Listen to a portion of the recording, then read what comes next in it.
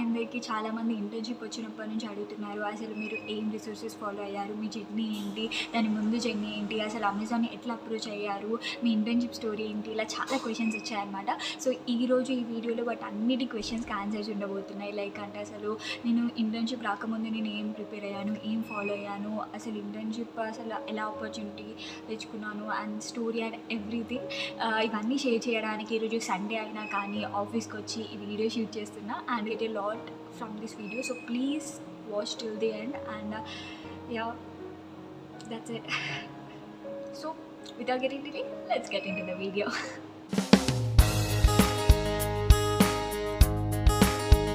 So first year of college అందరికి తెలిసినట్టుగానే explore చేయడానికి దానికే అయిపోతుంది.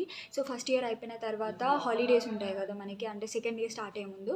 సో అప్పుడు ఏంటి అని అంటే డిఎస్ఏ నేర్చుకుందామని డిసైడ్ అయ్యాను. కానీ డిఎస్ఏ ఏ లాంగ్వేజ్లో నేర్చుకోవాలి అనే కన్ఫ్యూజన్ ఉండే. కాకపోతే ఫస్ట్ థింగ్ ఏంటి అంటే మా కాలేజ్లో అప్పుడే నిఖిల్ అన్న like he's a big celebrity in our college. Like అన్నకి అప్పుడే అమెజాన్లో లైక్ రిమోట్లో వచ్చింది. అన్న జావా విత్ డిఎస్ఏ వేసారనమాట. నేను కూడా అన్న అలా చేశారు కదా, నేను కూడా జావానే నేర్చుకుంటా అని చెప్పేసి లైక్ అలానే కొంచెం ఎక్స్ప్లోర్ చేసినాక చాలామంది జావా ప్రిఫరబుల్ అన్నారు. So okay, Java with DSA నేర్చుకోవాలి అని డిసైడ్ అయ్యాను అనమాట.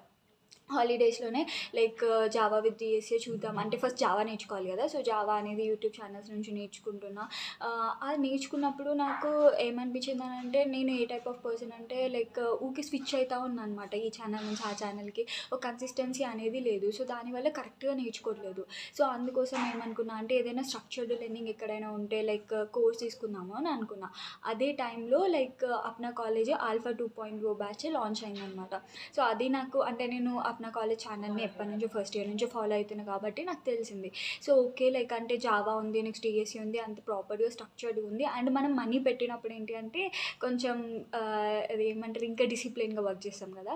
సో నేను కూడా సరే తీసుకుందాం కోర్స్ అని అనుకున్నాను అనమాట. సో అది 5,500 ఉండే అప్పుడు. సో అయితే నేను మా ఫ్రెండ్ ఇంకొక ఆమె ఉండే, ఇద్దరం లైక్ కలిసి తీసుకున్నాం. అంటే నేను ఇద్దరం లాగిన్ అయ్యి వింటూ ఉంటాం అనమాట. సో ఇద్దరం కలిసి తీసుకున్నాం. అది E2 సెమ్ 1లో స్టార్ట్ అయింది. థింగ్ ఏంటి అంటే నేను ఆ కోర్స్ తీసుకున్నా కానీ అసలు కన్సిస్టెంట్గా ఉండలేకపోయేదాన్ని. ఎందుకంటే కాలేజ్ ఎకడమిక్స్ని నెక్స్ట్ ఇక్కడ ఈ క్లాసెస్ని మేనేజ్ చేయలేదు. నేను E2 సెమ్ 1 మొత్తం అంటే సెకండ్ ఇయర్ సెమ్ 1 మొత్తం just Java just basic topics అంటే అరేస్, రికర్షన్ కూడా ఇంకా పూర్తిగా అవ్వలేదు. అరేస్ నెక్స్ట్ బేసిక్ జావా నేర్చుకోవడానికే అయిపోయిందనమాట. దాని తర్వాత E2 సెమ్ 2 స్టార్ట్ అయింది. ఇక E2 సెమ్ 2కి ఓకే ప్రాపర్గా డిఎస్సికి వెళ్ళిపోదాము అంటే E2 సెమ్ 1లో మా కాలేజ్లో డిఎస్సి అయిపోయింది.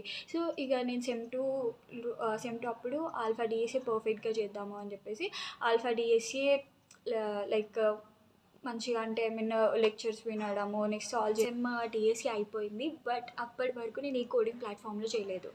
ఇక అంటే మొత్తం అయిపోలేదు. సెకండ్ ఇయర్ సెకండ్ సెమ్ ఇంకా 1 మంత్ ఆర్ 15-20 డేస్ ఉండగానే నా డిఎస్సి మొత్తం అయిపోయింది అనమాట. అంటే వినడం అయిపోయింది, నెక్స్ట్ ప్రాబ్లమ్ సాల్వ్ చేయడం అయిపోయింది. బట్ స్టిల్ ఏంటి అంటే కొన్ని ప్రాక్టీస్ క్వశ్చన్స్ ఉన్నాయి అండ్ చేసినవి కూడా ఏమంతా గుర్తులేవు. సో అప్పుడు ఇక నేను ఏం చేశానంటే ఓకే ఇప్పటి వరకు అయిపోయింది, నెక్స్ట్ ఇప్పుడు కోడింగ్ ప్లాట్ఫామ్స్లో చేద్దాము అని చెప్పేసి డిసైడ్ అయ్యాను అనమాట. అంటే ర్యాండమ్గా ప్రాబ్లమ్స్ షూట్ చేసుకొని కోడింగ్ ప్లాట్ఫామ్లో చేస్తున్నప్పుడు అప్పుడు నాకు ఏం రియలైజ్ అయింది అని అంటే కోడింగ్ ప్లాట్ఫామ్స్లో స్టార్టింగ్ నేను చేయడం ఎంత ఇంపార్టెంట్ అనేది అర్థమైంది. దాని తర్వాత E3 సెమ్ 1కి వచ్చాం. అప్పటికి లైక్ ఫుల్ ఆఫ్ కన్ఫ్యూజన్ అనమాట. ఏంటి అంటే లైక్ మా ఫ్రెండ్స్ అందరూ మా ఫ్రెండ్స్ అప్పటికి మా క్లాస్మేట్స్ చాలామంది ఎట్లా అని అంటే like 3 star coders, 4 star coders, 5 star coders and నేనేమో లైక్ కోడ్ చెఫ్ అవి ఏం చేయకపోతుండే. ఎందుకంటే లైక్ ఫస్ట్ ఇయర్లో ఒక భయం స్టార్ట్ అయింది అది అలా. But I don't recommend anyone like మీరు సిపి చేయకుండా ఉండమని. లైక్ స్టార్ట్ చేయండి ఫస్ట్ ఇయర్ నుంచి. లైక్ కోడింగ్ ప్లాట్ఫామ్లో చిన్న చిన్న ప్రాబ్లమ్స్ చేస్తూ ఉండండి. నేను చేశాను ఆ తప్పు. సో దానివల్ల నేను తర్వాత చాలా రిగ్రెట్ అయ్యాను. అంటే ముందు నుంచి ఆ భయం లేకుండా మంచిగా సాల్వ్ చేసి ఉంటే ఇప్పుడు ఇలా ఉండకపోయేది అని చెప్పేసి. సో థర్డ్ ఇయర్కి వచ్చిన తర్వాత ఇక నాకు ఎందుకు సిపి మీద ఇంట్రెస్ట్ లేదనమాట. సో అప్పుడు లైక్ ఫుల్ ఆఫ్ కన్ఫ్యూజన్, ఇప్పుడు సిపి చేయాలా మళ్ళీ డిఎస్సీనే ఫోకస్ చేయాలా అని చెప్పేసి. అప్పుడు ఆ టైంలో నేను మళ్ళీ నిఖిల్ అన్నకి మెసేజ్ చేసిన, అన్న ఇట్లా నాకు సిపి మీద అస్సలు ఇంట్రెస్ట్ వస్తలేదు. సో ఇప్పుడు నేను డిఎస్ఏ మీద ఫోకస్ చేయనా లేకపోతే మళ్ళీ కాంటెస్ట్లు ఇవన్నీ చేయమంటారా అని అంటే అన్న ఏమని చెప్పారంటే ఫోకస్ అపాన్ డిఎస్ఏ. లైక్ అంటే మనము నార్మల్గా సిపి చేస్తే స్టార్ రేటింగ్ ఉంటుంది కదా, అది మనకి నిజంగా హెల్ప్ఫుల్ అవుతుంది, వేస్ట్ అని కాదు. కాకపోతే అప్పుడు నాకు టైం లేదు. సో ఆ టైంలో నేను సైలెంట్గా ఏంటి అంటే నేను డిఎస్సీనే చేస్తాను అని చెప్పేసి ఫిక్స్ అయిపోయినా. సో ఆల్రెడీ వినడం అయిపోయింది కదా, ఇప్పుడు ఏదైనా ఎస్టీ షీట్ కానీ లేకపోతే ఏదైనా షీట్ ఉంటే సాల్వ్ చేస్తూ ఉంటే లైక్ రివైజ్ అయినట్టు ఉంటుంది కదా అని అనుకున్నాను అనమాట. అప్పుడు కొంతమంది సీనియర్స్ని అడిగితే వాళ్ళు ఏమని చెప్పారు అంటే నీట్ కోడ్ షీట్ అనేది ఒకటి ఉంటుంది అని చెప్పారు. సో నీట్ కోడ్ షీట్ అనేది అంటే నీట్ కోడ్ 150 అని ఉంటుంది. సో ఆ షీట్ని నేను సాల్వ్ చేయడం స్టార్ట్ చేశాను చిన్న చిన్నగా. సో అందులో బైనరీ సెర్చ్, నెక్స్ట్ అయితే స్లైడింగ్ విండో, ఈ కాన్సెప్ట్స్ అన్ని నేను అంత డెప్త్గా నేర్చుకోలేదన్నమాట. సో వాటి కోసం మళ్ళీ యూట్యూబ్ లెక్చర్స్ విని లైక్ అంటే ఆదిత్య వర్మ అని ఒక యూట్యూబ్ ఛానల్ ఉంటుంది. నిజం చెప్తున్నా, it's such like best channel అని చెప్పొచ్చు. అంటే లైక్ కొన్ని కాన్సెప్ట్స్ ఉంటాయి ఆ ఛానల్లో, కాకపోతే సూపర్గా చెప్తారు. అంటే నా టైప్ ఆఫ్ లెర్నింగ్కి అది చాలా సూటబుల్ అని అనిపించింది అనమాట. అందులో విని నెక్స్ట్ ప్రాబ్లమ్ సాల్వ్ చేసిన. సో అప్పుడు ఈ స్ట్రైవర్స్ ఎస్టీ షీట్ కూడా చాలా ఫేమస్ అండ్ అందరూ అది చేస్తున్నారు అనేసరికి ఓకే చూద్దాం స్ట్రైవర్స్ ఎస్టీ షీట్లో అని చెప్పేసి లింక్ లిస్ట్ టాపిక్ మొత్తం స్ట్రైవర్స్ ఎస్టీ షీట్లో చేసిన అనమాట. సో అది చేసినప్పుడు నాకు ఏమర్థమైందంటే నిజంగా Striver's SDE sheet is one of the best. ఎందుకంటే లైక్ మనకి ప్రతి ప్రాబ్లం అంటే ఒక ప్రాబ్లమ్కి నెక్స్ట్ ప్రాబ్లమ్కి like you learn a lot. ప్రతి ఒక్క ప్రాబ్లం చాలా కాన్సెప్ట్స్ నేర్పిస్తూ ఒక స్ట్రక్చర్డ్ వేలాగా ఉంటాయి అన్నమాట ప్రాబ్లమ్స్. సో ఇక అప్పుడు మళ్ళీ స్విచ్ అయిపోయి E3 Sem 1 లైక్ మధ్యలో అనుకుంటా, మధ్యలో అని కాదు కానీ కొంచెం ఒక 15 days తర్వాత లైక్ ఓకే స్ట్రైవర్స్ ఎస్టీ షీట్ కంప్లీట్గా చేద్దామని ఫిక్స్ అయ్యాయి. దాని తర్వాత రోజు GFGలో ప్రాబ్లమ్ ఆఫ్ ది డే చేయడము, లీడ్ కోడ్లో చేయడము, నెక్స్ట్ తర్వాత కాంటెస్ట్ బై వీక్లీ కాంటెస్ట్ ఉంటాయి. వీక్లీ కాంటెస్ట్ అంటే అంత కన్సిస్టెంట్గా ఇవ్వలేదు, కాకపోతే కొన్ని ఇచ్చేదాన్ని అనమాట. సో ఇలా నా ప్రిపరేషన్ అంటే ఇలా నేను చేసుకుంటూ వచ్చాను. నెక్స్ట్ ఆ తర్వాత E3 Sem 2కి వచ్చిన తర్వాత లైక్ ఇంకా ఇదే స్ట్రైవర్స్ ఎస్టీ షీట్ ఇప్పటికీ నావి ఇంకా కొన్ని టాపిక్స్ అవ్వలేదు, ఇంకా చేస్తూనే ఉన్నా. కాకపోతే ఇందులో అంటే అలా నా DSA జర్నీ అంతే. ఇవే రిసోర్సెస్ అంటే Striver's SDE sheet, Alpha, Apna College videos and అంతే. ఇవి రెండే రిసోర్సెస్ నేను యూజ్ చేశాను. ఎంత పెద్దవి ఏం కావు అంటే ఐ మీన్ ఇంకేం స్పెషల్ కాదు. ఇంకో థింగ్ అన్నిటికన్నా మోస్ట్ ఇంపార్టెంట్ థింగ్ ఏంటి అంటే మీరు ఎంత రెడీగా ఉన్నా కానీ మీరు ఆపర్చునిటీ గ్రాప్ చేసుకోకపోతే that's the waste of your talent అని చెప్పాలి. ఎందుకంటే నేను ఇది Sem 1 నుంచి లైక్ ఎవ్రీ డే లైక్ ఎట్లా అంటే ర్యాండమ్గా ఇంటర్న్షిప్స్ అప్లై చేస్తున్నాను అనమాట. ఇట్లా అన్స్టాప్ అని ఒక ఛానల్ ఉంటుంది, అందులో అన్ని ఆపర్చునిటీస్ పోస్ట్ చేస్తారు. నెక్స్ట్ అర్ష్ గోయల్ అనే ఒక పర్సన్ ఉంటారు, ఆయన కూడా ఆపర్చునిటీస్ పోస్ట్ చేశారు. సో అవి టెలిగ్రామ్ ఛానల్స్ అర్ష్ గోయల్ది ఫాలో అవ్వండి. నెక్స్ట్ అన్స్టాప్ లైక్ అందులో మీరు అకౌంట్ క్రియేట్ చేసుకోండి, ఈమెయిల్కి చాలా ఆపర్చునిటీస్ వస్తాయి. సో అలా నేను ర్యాండమ్ అప్లై చేస్తుండే రోజు ఒక 10 minutes 20 minutes అంటే నార్మల్గా ఫోన్ స్క్రోల్ చేసినప్పుడు కూడా ఇవే ఆపర్చునిటీస్ చూడడం, ఇంటర్న్షిప్స్కి అప్లై చేయడం.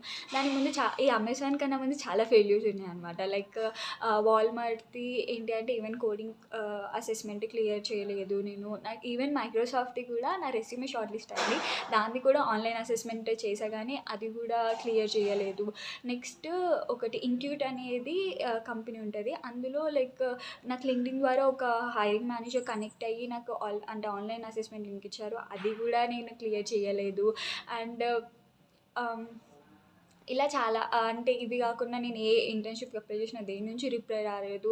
సో ఇవన్నీ ఫస్ట్ ఫేస్ చేశాను. కాకపోతే నేను I didn't give up. Like okay నాకు ఇది ఫెయిల్యూర్ వచ్చింది కదా అని అక్కడ ఆగిపోకుండా లైక్ ఎస్టీ షీట్ చేస్తూనే ఉన్నా. లైక్ అంటే ఒక్క థింగ్ నేను ఏం చెప్తానంటే నా గురించి, మీరు ఏదైనా నేర్చుకునేటప్పుడు how you have to do is like అంటే you can capable to explain to someone. అంటే అంత డెప్త్గా నేర్చుకోండి. అంటే మీరు ఏదైనా చేసేటప్పుడు ఎందుకు అదే యూజ్ చేశాడు, ఎందుకు ఇంతే టైం కాంప్లెక్సిటీ, ఎందుకు ఇదే స్పేస్ కాంప్లెక్సిటీ అనేది చాలా డెప్త్గా నేర్చుకోవడం అనేది ఇంపార్టెంట్. అంటే ఫర్దర్గా మీరు ఏ ఇంటర్వ్యూస్కి వెళ్ళినా కానీ లైక్ అంటే కోడింగ్ అసెస్మెంట్ అనేది లైక్ ఓకే కోడ్ రాస్తాం సబ్మిట్ అవుతుంది దట్స్ ఫైన్. కాకపోతే ఇంటర్వ్యూలో డెఫినెట్గా మీరు ఎంత బాగా ఎక్స్ప్లెయిన్ చేస్తున్నారు, లైక్ అంటే ప్రతి ఒక్క చిన్న పాయింట్ని ఎలా కన్సిడర్ చేస్తున్నారు అనేది రియల్లీ మ్యాటర్స్. సో అది నా ఇంటర్వ్యూ ఎక్స్పీరియన్స్ ద్వారా నాకు అర్థమైంది. సో అది కాకుండా ఏంటి అని అంటే లైక్ అన్స్టాప్ కానీ లింక్డ్ఇన్ కానీ అందులో ఆపర్చునిటీస్ వస్తున్నప్పుడు like you have to explore. Don't అంటే ఏదైనా MNCs ఏదైనా నోటిఫికేషన్ రాగానే నాకెందుకు అనేది ఎప్పుడు పెట్టుకోకండి, just go and apply for it.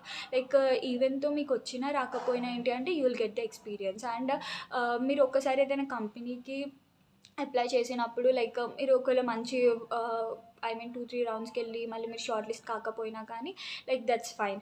అంటే ఏమంటారు మళ్ళీ ఇంకోసారి వాళ్ళు రిక్రూట్ చేసినప్పుడు మిమ్మల్ని అప్రోచ్ అవ్వచ్చు అనమాట. So do that, just explore the opportunities. ఇంకొకటి ఏంటి అని అంటే గూగుల్ అయితే నాదైతే ఈవెన్ రెస్యూమే కూడా షార్ట్ లిస్ట్ అవ్వలేదు ఇప్పటి వరకు. లైక్ స్టెప్ ఇంటర్న్షిప్ అప్లై చేసినప్పుడు లైక్ డైరెక్ట్ రిక్రూటర్ నుంచి మెయిల్ వచ్చిందనమాట, your resume is not suitable. Like that's fine. Like there is something which is really destined to you, like మీకు ఏదో ఒకటి రాసింది కాబట్టి ఇలా అవుతుంది అన్నట్టు. So that's it. So that's all by about the previous story. ఇంతే చేశాను నేను, ఇంతకు మించి ఏం చేయలేదు. నేను ఈ స్టార్ కోడర్ కాదు, I'm not a competitive programmer, I'm just a DSC learner.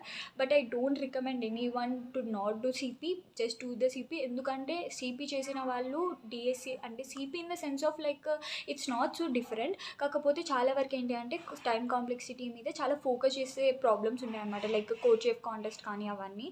So అదే, అంతకు మించి ఏముండదు. కానీ అది చేసినప్పుడు ఐ మీన్ ఫస్ట్ నుంచి మనం బాగా ప్రాబ్లమ్ చేస్తున్నప్పుడు ఏంటి అంటే మనకి డిఎస్సీ అనేది ఈజీ అవుతుంది అనమాట. So that's the suggestions which I want to give you. And so one thing I really want to say ఏంటి అని అంటే like don't give up, and that's the thing. ఎప్పుడు మీరు మిమ్మల్ని మీరు తక్కువ అంచనా వేసుకోకండి, and give your best, and one day you definitely get what you really want.